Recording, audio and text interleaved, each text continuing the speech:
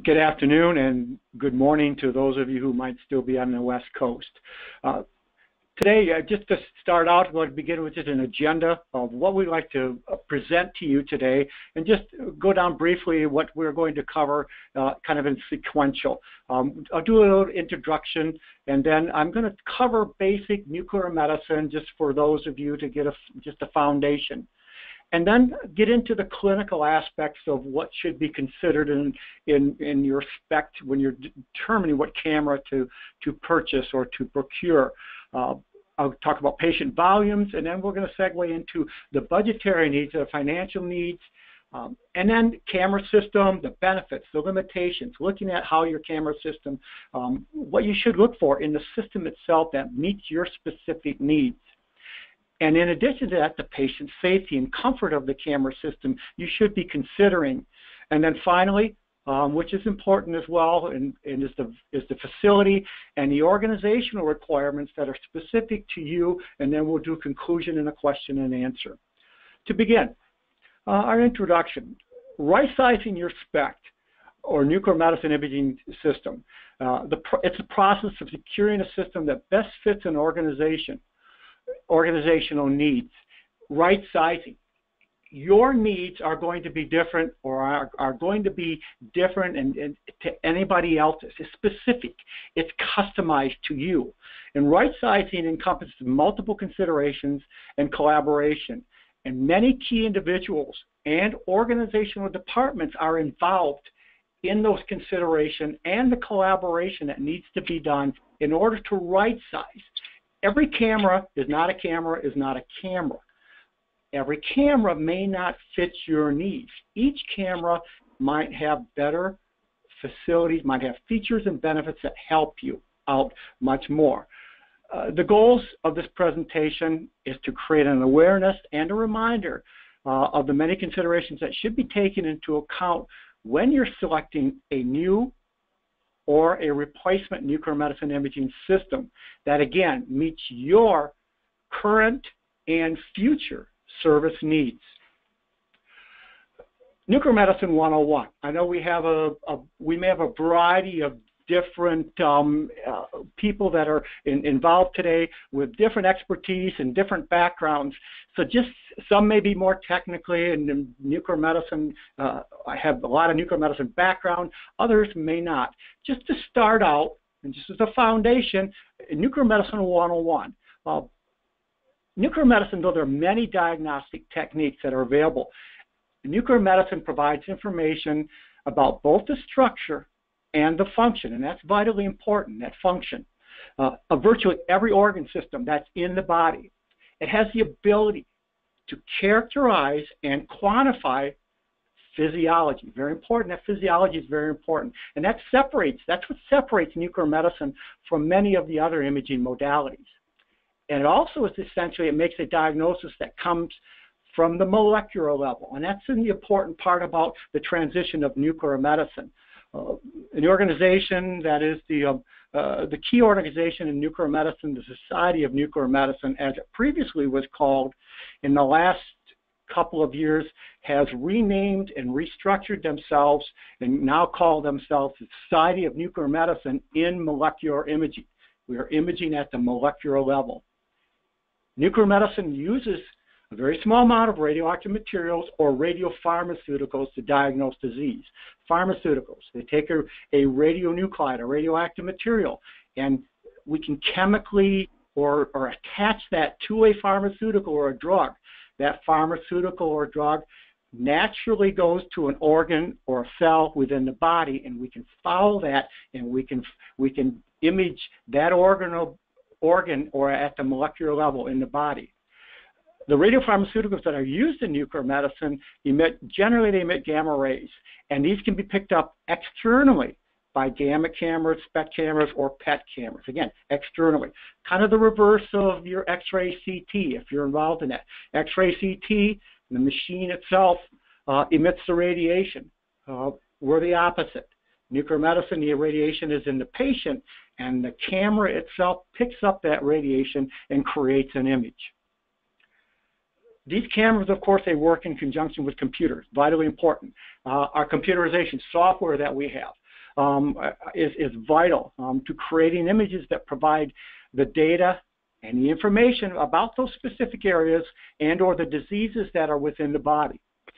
The amount of radiation in nuclear medicine in these nuclear medicine procedures is minimal, and that's really been a key, especially in the last few years, and will become very vital in the future. As you may be aware or not aware, the nuclear medicine and X-ray, any radiation, the organizations are promoting programs such as Image Wisely, trying to reduce the amount of radiation that a patient is receiving and trying to be proactive in that. It's programs that are being developed. So that's vitally important in nuclear medicine to keep that minimal. There are a multitude of different nuclear medicine procedures that are available. And the development of new radiopharmaceuticals that target organs and the diseases and the imaging localization of these radiopharmaceuticals with our nuclear imaging systems, our SPECT cameras, continues. That'll continue to fuel the utilization of nuclear medicine, i.e. molecular imaging in the future. That'll fuel us in the future. First and foremost, let's consider the clinical utility and the applications.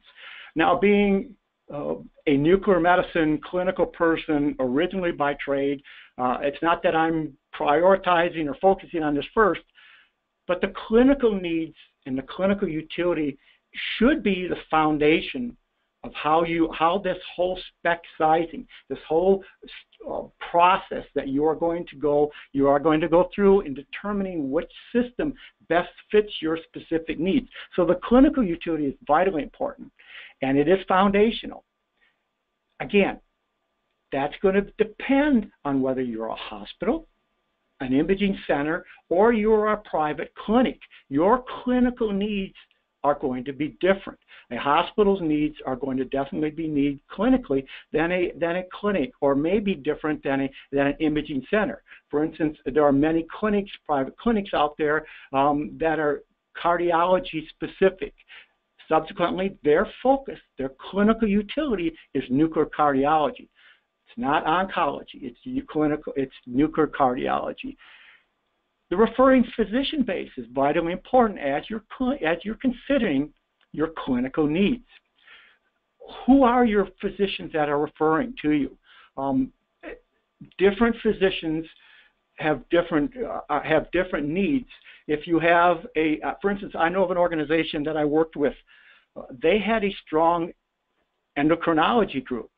So that organization adjusted their system and their needs because they were imaging the thyroid and the parathyroid, and that was the needs of the endocrinology group.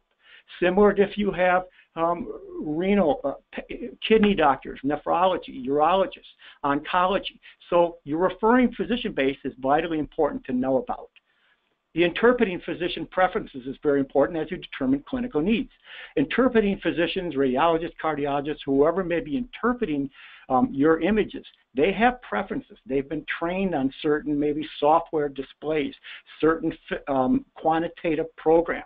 So their preferences need to be taken into consideration, or should be taken into consideration as you're determining or right-sizing the system that works best for you. Demographics for the patient population. Different parts of the country have different patient populations, and that can affect the clinical utility or the clinical application of what you might need. There are, for instance, there's parts of the country you may have for instance, let's say the snowbirds that go to Florida and Arizona. You have an elderly population.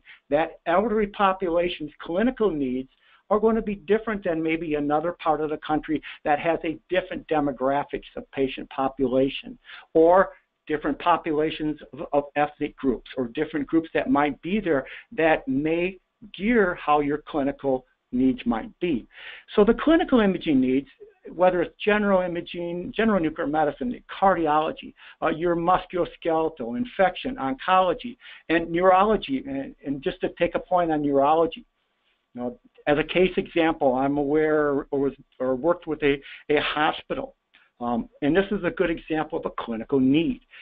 they were performing at this hospital or in their nuclear medicine department because of their referring physician base and their demographics. They were performing 4 or 5 what's called DAT scans a week. DAT scans is an agent that was developed, a radioactive material agent that developed by GE Healthcare that is used doing brain SPECT imaging to diagnose or help in the diagnosis of Parkinson's disease. And the equipment or the camera or the SPECT camera that is required to perform that study, as you're assessing the right size of your system, it has to have the capability and certain criteria of scanning very close to that patient in order to get the clinical data to make a diagnosis. The patient volumes.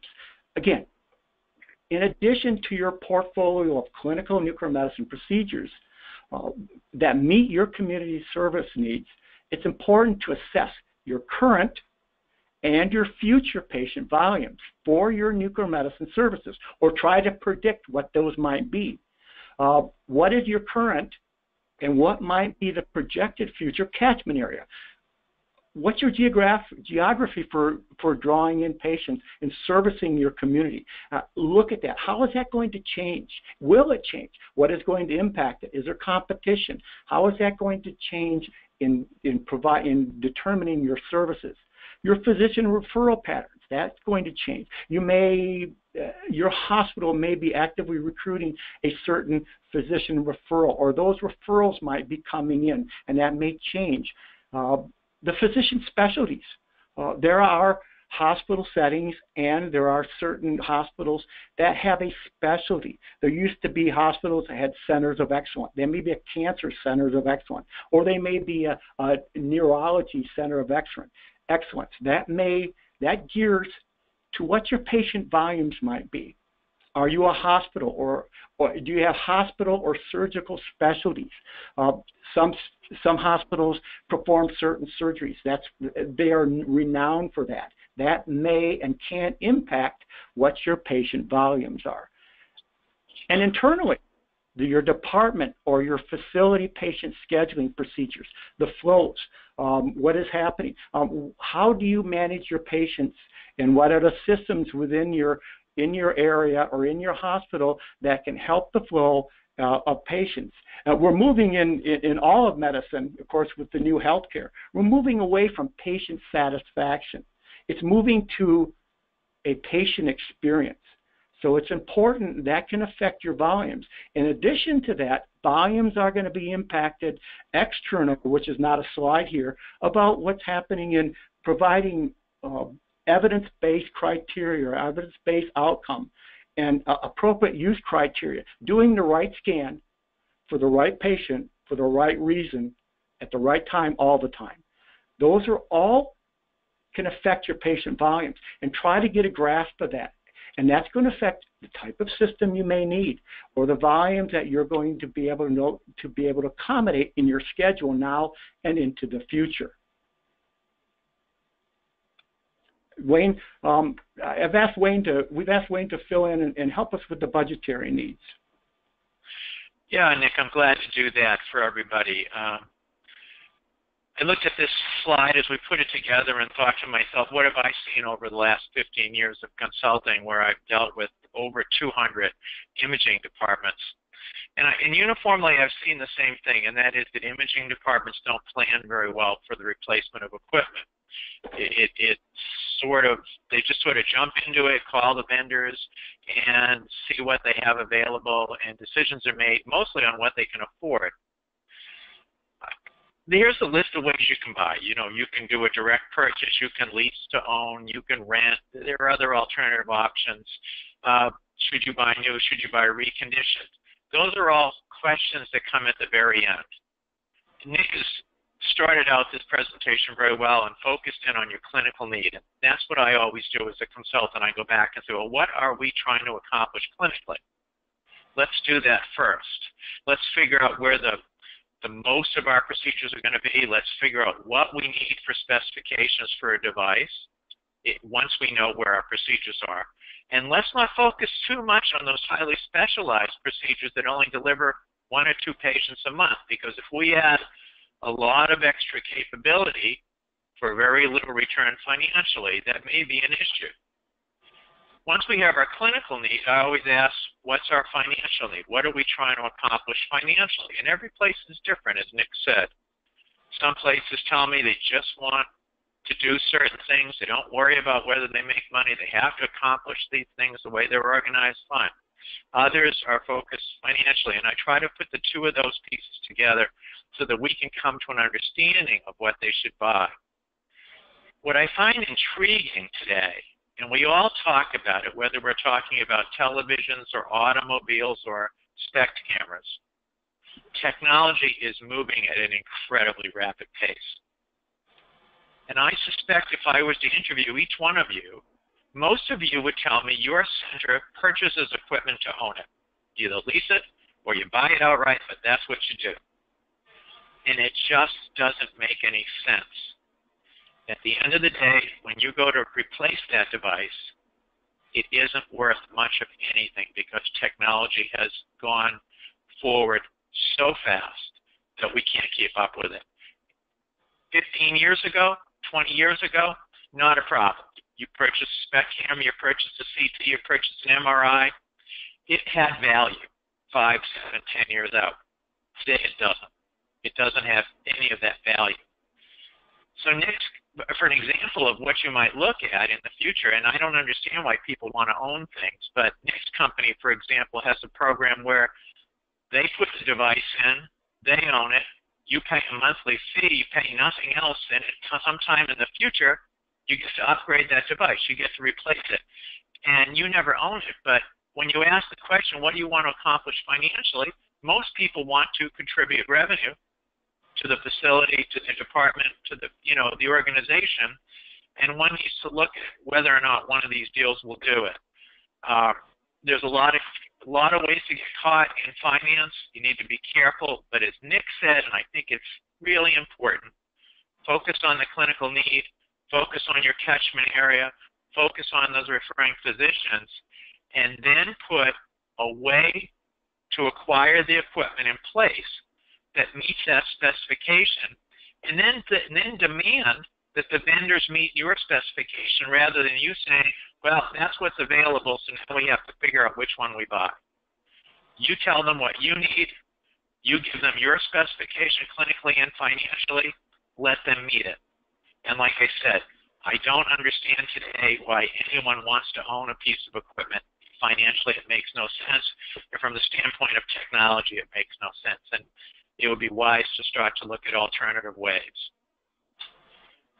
Okay, Nick, I give it back to you. Thank you, Wayne. The camera system benefits. We'll move on. All these little pieces, the budgetary, very important piece, the clinical, the starting, the foundation. Let's talk about the camera system, what its benefits, its limitations to consider. Again, taking the consideration of your clinical needs. Consider that. When we consider the type of camera to purchase, assess the system's benefits. And how does it accommodate, again, your clinical and your facility needs? Is it SPECT? Total body and general nuclear medicine capabilities. Now, all these capabilities, they do this, every camera, all the SPECT cameras, most of them will do the same, do it comparably, but they do it differently. Those little differences might impact what might be best for you in the camera and how it does it. So take a look at how it performs the SPECT, the total body, and its general nuclear medicine capabilities. And that's hardware and software. Interesting stretcher hospital bed imaging. I put this piece in because, of course, referencing to hospitals that use that image generally that need to image a stretcher or may need to image a hospital bed. I have a case study. I worked with a customer, a hospital, and they were a general hospital, and in the process, according to their budgetary needs, they were going to move towards a new reconditioned system that was going to best fit their needs. They assessed the system. They had a preference for a system. And then when we went in and asked them about, okay, what is your clinical, what's important? List your importance of clinical needs. Well, up at the top of that list was their current and future ability to image patients on a stretcher or on a bed. Lo and behold, when we compared that to the system that they were assessing, that system didn't have the capability to perform stretcher or hospital bed imaging. Just an example of looking at the limitations and the benefits. Again, correlating it with your clinical needs of what you want to do and what's for your patient population and what you're trying to achieve. Bore size. Bore being, as we know, the paradigm of cameras has been a gantry or a ring gantry type system where you've got a gantry similar to, we'll refer it to a CT gantry, and your detectors are attached to it. As you're doing total body imaging or any SPECT imaging, quite often that patient passes through that bore. That can be a tight squeeze. All these bores on different cameras have different sizes. If you have a large patient population and you look at your body habitus on these patients, are they going to fit through there? Are you generally going to fit with the type of studies and clinical needs that you have or that you are going to require? Collimators. Do the collimators meet your clinical needs? You have to have the collimators. If you're doing general nuclear medicine, you have a low energy, high res collimator. I know organizations, for instance, in endocrinology that are doing a lot of iodine 131 high energy. So they need high energy collimators. So match your collimators to your present clinical and how your future might be. Your collimator exchange process and the storage of collimators. As a technologist, we always dislike changing collimators because it's always cumbersome, it's always time consuming, and it's usually not convenient. Look at how a system exchanges collimators if you're going to be changing, or you probably will be changing collimators. And then also, most of these systems, each collimator set that you have has its own storage capability. It is on wheels. Each of these collimators needs a place to be stored. So consider that, as you're considering your system.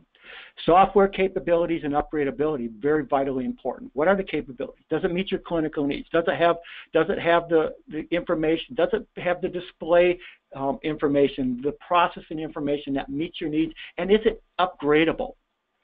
And then you must always consider, of course, the networking capabilities of the system. How easy is that network? Where are you going to network to when you're looking at the benefits and limitations of a camera system? Almost all systems now are universally, have DICOM. In a hospital setting or a system setting where you need work list, DICOM work list, be sure that works effectively, and just be sure it's there. I've had sites that have gone with a camera system, for instance, if they're using or want to purchase a reconditioned system or want to procure a reconditioned system, well, the software, you got to be sure that, okay, we forgot to put work list on there, and then we have to add that. So that should be part of the package. Consider that. Serviceability of the camera. Is it easy to service? Each camera, as you look at those, have different mechanicals. There's a lot of mechanicals. There's a lot of electronics. Is it simple? Is it serviceable? Is it reliable?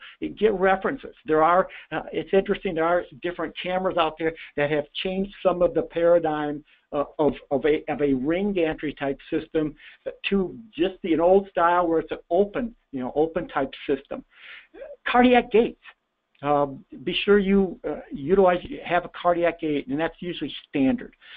Total body contouring and or SPECT contouring. As you're imaging patients for total body, again, with nuclear medicine, the best resolution of that camera is at the face of the collimator. So as you're doing total body and the motions of SPECT, you want to have that as close as possible. How does that algorithm set up? Look at how easy it is. How does it function for the technologist and the patient?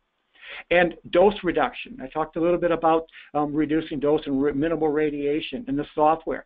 Software and or procedures, and this is the initial focus is on nuclear cardiology, where you utilize two radiation injections generally, a nuclear medicine injection at rest and stress. Well, we are trying to reduce that, keep that minimal. We're looking at changing our procedures, using software algorithms that can allow you to use half dose and scan quicker. And for the technologists, and to get the technology, your technical and your physicians involved about the camera QC, what's involved with flood uniform, for performing daily floods, weekly and monthly QC, seal your center of rotations, your bar pattern. What is your resolution? Look at those benefits and limitations. Most cameras have excellent uniformity, but check it out. Look at the process in order to obtain those flood uniformities, bar patterns, and COR. Your patient safety and comfort.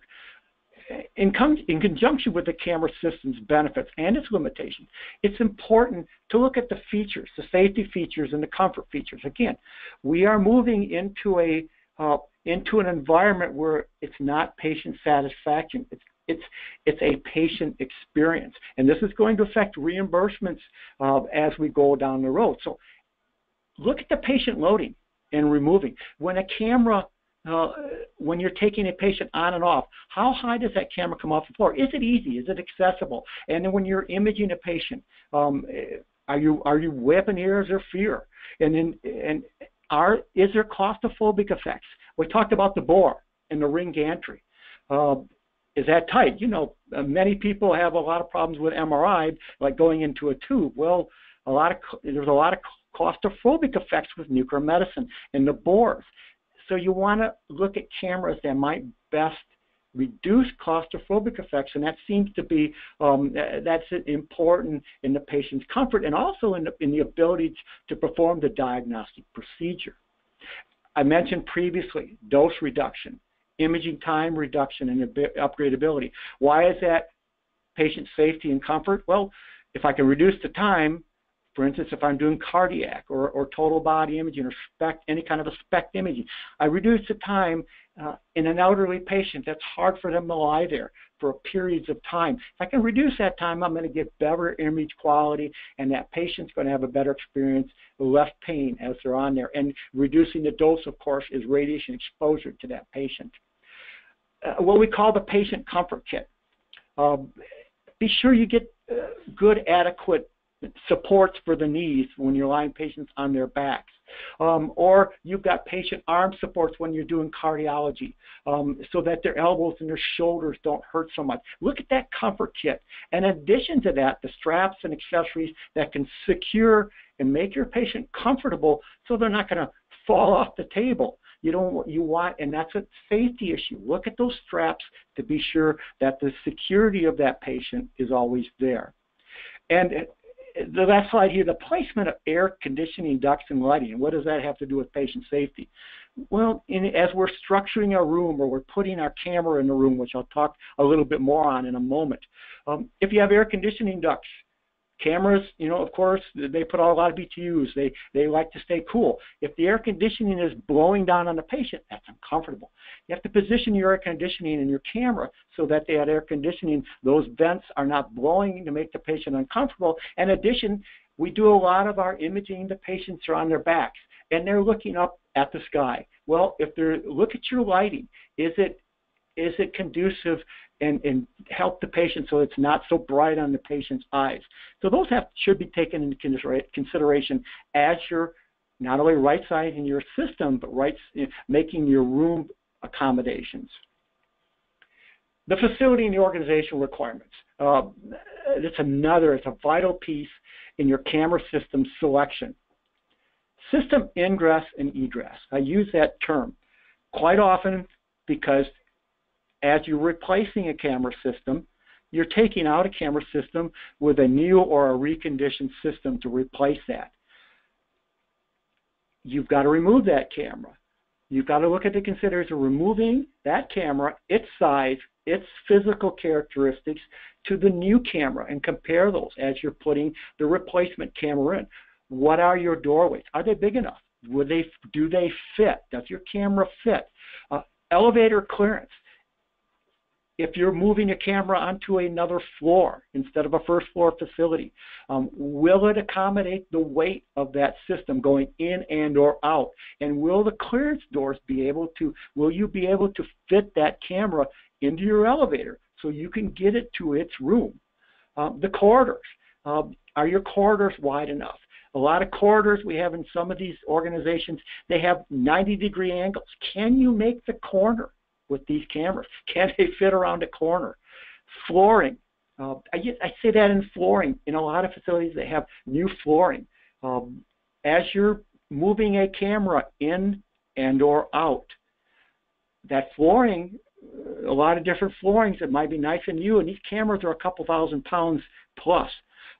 Will that damage the flooring? And how can we prevent that and reduce that so that we can move the camera in and out? Do you have a dock? Do you have a dock so we can remove the camera off the truck and or put the camera on? Patient privacy. When we're removing a camera or when we are installing a camera, quite often those cameras, and we're moving those cameras during working hours. And those cameras will be moving up and down a hallway. Are we taking into consideration the privacy of the patients that are in that facility for their services? Storage of a camera. We may not be able to, we may have to store the camera, or we remove a camera. Do we store it in a hallway? Not ideal, not at all. Is there a place to store it, a new camera coming in, or a replacement camera, and or removing the camera? Take that into consideration. And again, we coordinate that schedule with the delivery or the removal of a camera. If you are taking out a camera, quite often, or a system, they are networked to a hospital system or networked to something within a processing stations.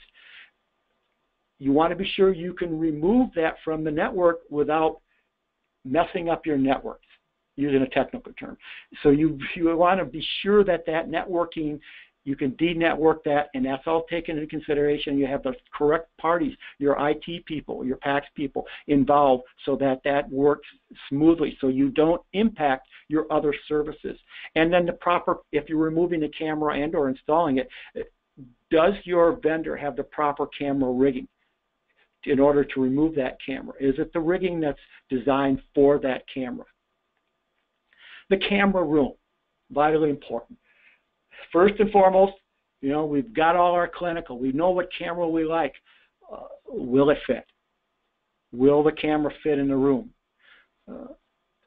A case study that I am very familiar with was a organization, a hospital, procured a camera.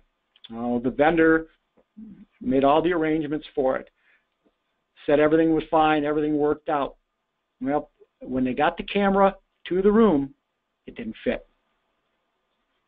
There are drawings we can do. We can do CAD drawings. You can be aware that you do CAD drawings to see how that camera fits. And it's important to be aware of that camera, how it fits. In addition to how that camera fits, remember, when you're seeing a CAD drawing, it is a stationary camera. That camera moves. The table moves out of the way. Is there enough room for all of these motions to occur effectively in the room? Flooring weight limits. Recently, I was involved with, we were moving a camera from a first floor to a second floor facility. The second floor facility had to be checked because its weight limits, it would not support the weight limits of that camera, so there had to be support mechanisms put in. Air conditioning, of course, as I mentioned before, these cameras and electronics, they like to be cool. They don't like to be warm, they don't like to be hot, they don't function very well. So we need to have the proper air conditioning in order to keep those electronics cool, yet at the same time, help to accommodate so the patient is comfortable as well. And then the air distribution. From a regulatory situation, if you're in a hospital, it's not uncommon to use a radioactive gas when we're doing lung imaging for determining pulmonary embolus. This is xenon-133 gas. In order to be able to have that radioactive gas regulatory, you have to have a negative pressure room. So if that gas leaks from the patient, which it probably will at some time, you have to be able to have the room negative pressure so that it will exhaust that radioactive gas out in a defined period of time. Electrical and power is vitally important. Working with your construction people to be sure that the outlets where you plug the camera in, that the electric is correct. Is it a dedicated line for that camera so that camera can run effectively and run efficiently? Again, we talked about the effective camera placement. Where should it be placed? How should that be placed? You want to look at, okay, where should I place that camera to most effectively be able to scan patients and move patients in and out. Collimator storage. I talked a little bit about different collimators have their own carts. They need to be stored someplace. Is there a place to store? And in a hospital setting, where do you position, how do you place your oxygen, your vacuum, your suction for inpatients who might require that? And again, the lighting in the room. Moving the cameras in and out, the ceilings and the doorways. Do they accommodate stretchers and beds? And all this involves with the construction. It's interesting to note, I worked with a hospital that I'm very familiar with. They have had approval to replace an older camera for a couple of years. However, in order to replace the camera and the camera they wish to move to, or the camera type of camera they wish to go to, it's going to cost hundreds of thousands of dollars for construction. Subsequently, the camera is approved, but the construction isn't approved in their capital budget. Again, that's another thing, another way of looking at it, as Wayne was talking about, different ways of procuring your camera to offset, so maybe you have monies for the construction. Your UPS, again, how does that plug in? Where does that plug in, and the electrical? Be aware of radio frequency noise, MRIs, vicinity. That can affect your camera, and I've experienced it more than once about radiation scatter from CT scanners that can affect your image quality and or your quality control on your camera, which you do quite often without a collimator, so the sensitivity to those detectors is very sensitive. It picks up outside radiation. Where are your location of your patient waiting areas? Are they going to interfere with your imaging? Quite often we inject patients. And then they go away and they sit in a waiting room before we can image them for a period of time. Is that waiting room strategically located for other patients, but also is that waiting room in a position where we're not going to get scattered to that to the camera while we're doing other patient imaging, and the location of that hot lab, which has all of your radioactive material, or what we call the hot lab, where we store and prepare our radioactive materials, is that out of the line of sight, so to speak, of your camera?